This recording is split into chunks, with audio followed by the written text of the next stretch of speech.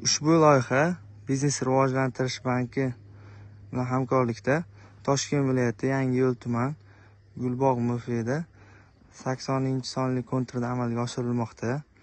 Bu yerda 10 gektar yer maydoniga ko'kat va guruhlar ekilgan.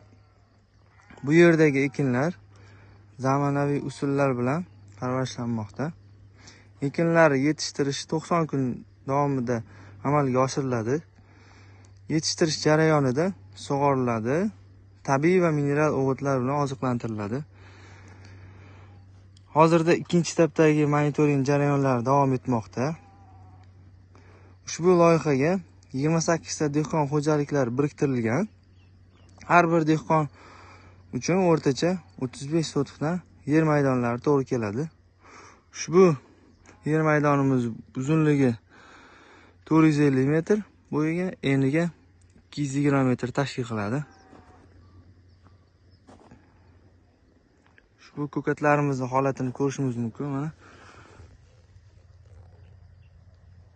a'lo darajada